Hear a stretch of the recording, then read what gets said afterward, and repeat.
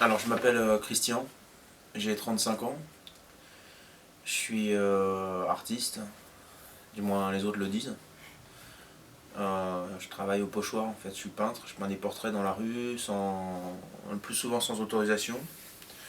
Hélas, le plus souvent, désormais, enfin de plus en plus, j'y suis autorisé. Ce qui, quelque part me coupe mon envie. Je réalise des peintures au portrait dans les rues, partout où je passe, parce que je fais du graffiti, donc je laisse des traces derrière moi. En général, je ne me déplace pas pour peindre à tel endroit, c'est parce que j'y suis passé que j'y laisse une peinture.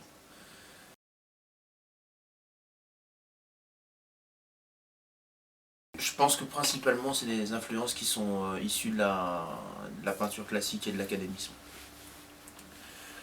Déjà petit, en fait, ça c'est parce que je pense que j'étais un fils de beauf, donc l'abstrait, tout ça. Le conceptuel, quand j'étais petit, dans ma famille, ça n'intéressait personne. Et j'avais pas la sensibilité aux choses trop abstraites. Donc j'ai toujours aimé la figuration, l'évidence de l'artisanat d'un peintre, ça me semble important, même si l'idée c'est important, le style aussi, mais que le type sache peindre. Et quand j'ai su peindre de la manière dont je voulais, ou quand j'ai eu la vision claire de ce que je voulais peindre, pour moi ça a été l'évidence que ça devait se passer dans la rue. Parce que je trouvais que la rue permettait, enfin m'offrait un substrat en fait pour y planter des choses, enfin faire germer des choses poétiques. Et qu'il était plus simple ou pour moi plus évident d'intervenir et de transformer une situation réelle donnée, un contexte, plutôt que de transformer une toile blanche en quelque chose qui est de convenu, qu'on appelle une toile.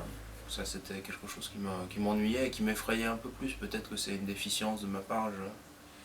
Je pense avoir de l'imagination, mais pas une imagination qui procède ex nihilo. Enfin, je pense que personne, certainement, hein, toutes les peintures sont issues d'un process, mais un mur blanc, même un mur blanc dans la rue, ça m'inspire pas.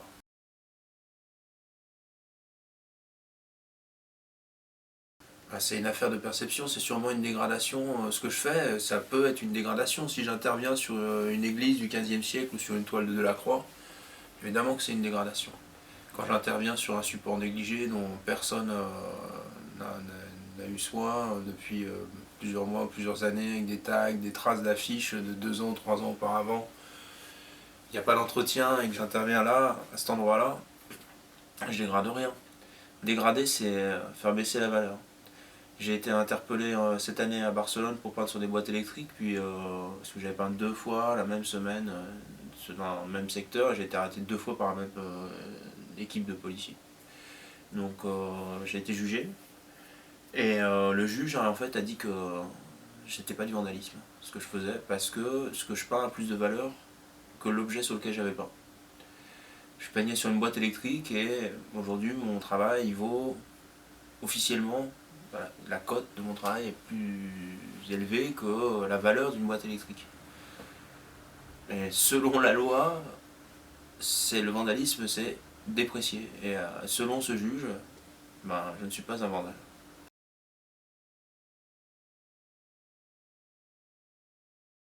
Je travaille pour ce qui est de la réalisation des pochoirs, je travaille à la main, il n'y a aucune étape qui fasse entrer en jeu l'ordinateur. Je travaille à partir d'un dessin que je réalise directement dans la photo. Et puis ensuite je construis comme un peintre classique, ombre, lumière, ombre, lumière, ombre, lumière, jusqu'à monter mes volumes. Et à l'intérieur des niveaux, évidemment, je peux moduler les couleurs, les degrés de lumière. Entre les niveaux, je peux faire des glacis, je suis un peintre. C'est-à-dire que je pense que, mis à part que l'utilisation du pochoir et de l'aérosol, un type au 19e aurait pu t'expliquer la même chose.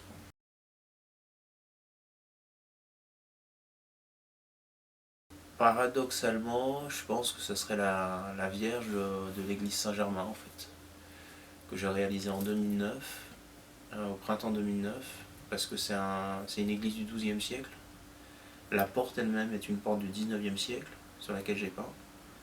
Et il a fallu requérir l'autorisation de pas mal de personnes parce que c'est un monument classé. Et la direction des monuments historiques, en fait, a dit oui.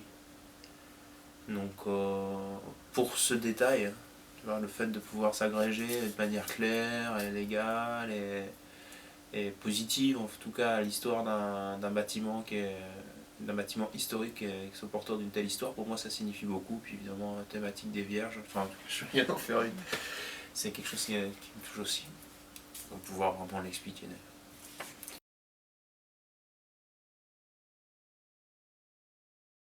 Je suis arrivé ici donc par accident, mais j'y ai découvert que la voirie était, enfin en tout cas la municipalité avait peu de moyens pour entretenir la voirie, et puis que les populations elles étaient certainement réceptives au graffiti, donc j'ai commencé à peindre. Puis j'ai été contacté par la mairie elle-même, qui m'a introduit auprès des offices de logements sociaux.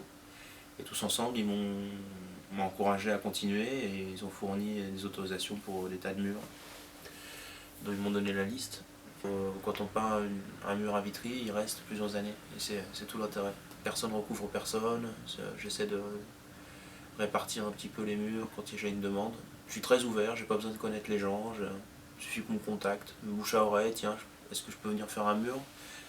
Si je suis présent, je me rends disponible et en général, je trouve un mur. Voilà, et si je suis absent, j'ai même une amie qui le fait.